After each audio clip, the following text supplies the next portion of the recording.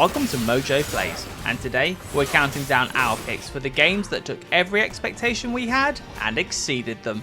Yeah, they are, if you know how to use them. Hey! I'm here! I'm here! Let's get ready! Before we begin, we publish new content all week long, so be sure to subscribe and ring the bell to get notified about our latest videos. Until Dawn. Thank you. I'll be here all week. We had all grown tired of subpar horror games by the time this unexpected title dropped, and even with the expanded graphical power of the PS4, what could it offer to stand out from the rest of the other gorehounds? The answer was a callback to the campy horror flicks of the 80s, with cheesy dialogue, cheesy characters, and the option to have players control their fate.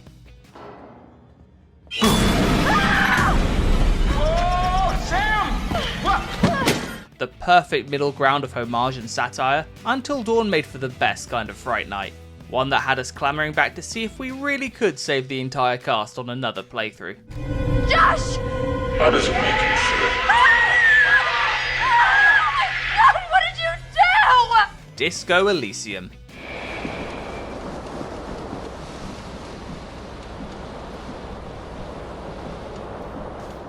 It's because of games like this we now have a clear distinction between role-playing games and role-playing games. What's the difference? The answer can be found in Disco Elysium's profound, witty, and expansive script. The framework may follow that of a drunken detective with a foggy memory, forced to solve a crime and the escalating conspiracy around it, but it is so much more than that.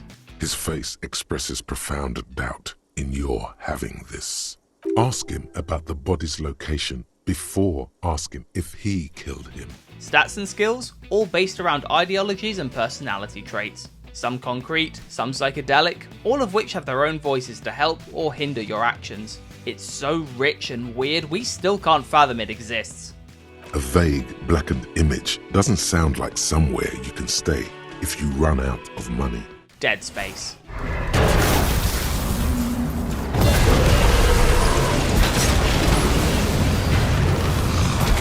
An undisputed trendsetter in video game horror, and nearly 20 years later, it was given a bloody coat of paint that succeeded in thrilling a new generation.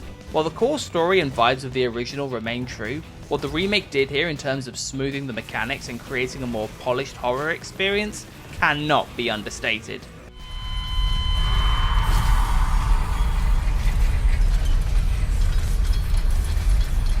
Sound design, lighting, combat, pacing, it's all refined to a luscious, limb-splattering finish, making this the definitive way to experience the peak of sci-fi fear in the gaming scene.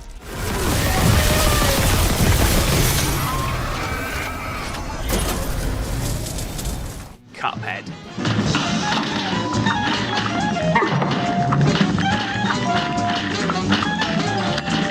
Sometimes a game's visual style is all it needs to entice newcomers to the fold.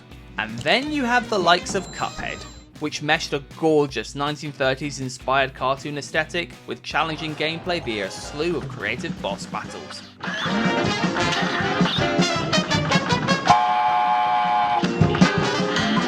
There had truly been nothing like it, with the painstaking detail in the animation only matched by the pain we felt as the absurd array of bosses blasted us out of the sky time and time again. As both an artistic achievement and a gift to those who enjoy their games with plenty of bite, Cuphead delivers on all fronts.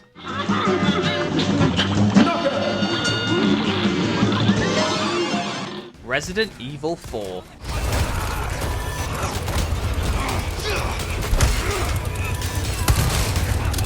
Even after being on the mother of all winning streaks, fans were still dubious of Capcom attempting a second shot at one of the all-time greats. How do you improve upon a landmark game like the original Resident Evil 4? Like this, apparently.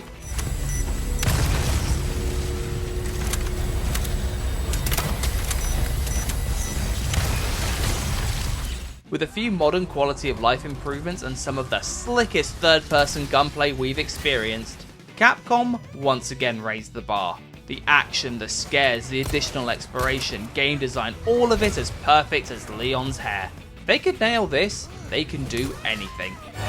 Always trying to get the last word. God of War.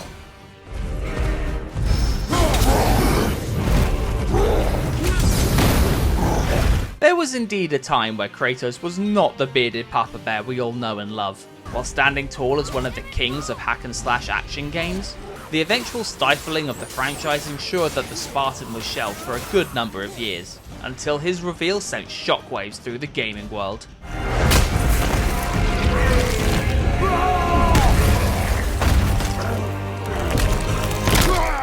What was intrigue turned to adoration, as Kratos and Atreus' first outing brought a level of maturity to the character none of us were expecting, complete with a dynamic yet welcome change to combat. The rest is history. But why? A question for another day. Let us go home. Another crab's treasure.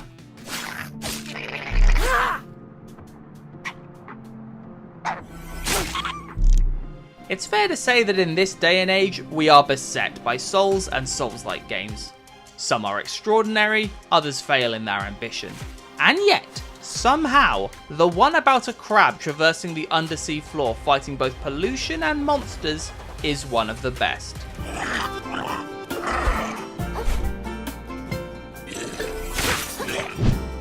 With its killer wit, commentary and surprisingly fun combat, navigating the sands between was way more enjoyable than it had any right to be. Using wayward junk to beat the tar out of corrupted sea beasts wasn't on our gaming bingo card for this year, but we're glad to have dived in all the same.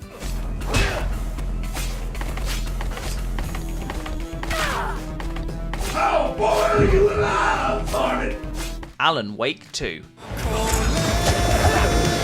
I'll get him into the light.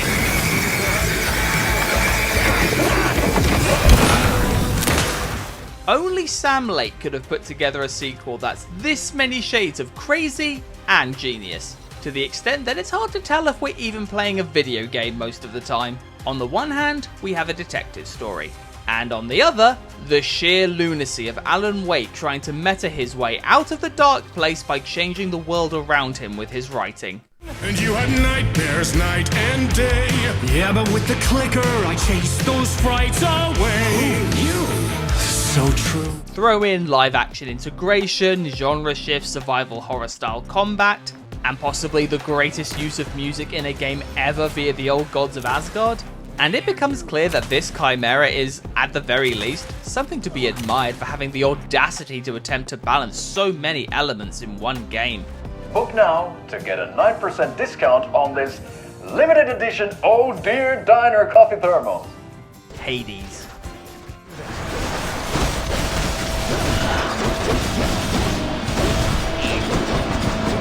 Supergiant Games already made a name for themselves by tackling a new genre with every new game they developed. Diverse in style, but all united under a banner of exceptional polish. As such, expectations were high for Hades. We just didn't expect them to create one of, if not the greatest roguelites of all time.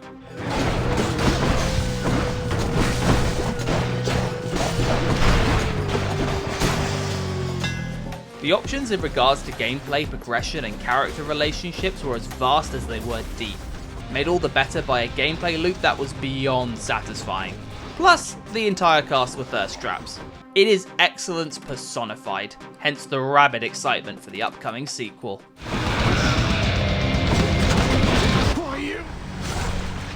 Consider that a reimbursement for last time. Boulders Gate 3. I strove for perfection in all things, even those as imperfect as you. A pity you amounted to so little, despite my efforts. Some video games are awesome. Others are exquisite. Others are a marvel that break new ground. And then you have Boulders Gate 3, a pinnacle in just about every aspect one could hope for from an RPG. I love you too! Oh my god! I've been dying to say that. Character customization, the depths of which continue to astound. A gripping, branching narrative that tailors to your every choice, no matter how small or outrageous. Engaging combat that perfectly translates the DNA of Dungeons & Dragons.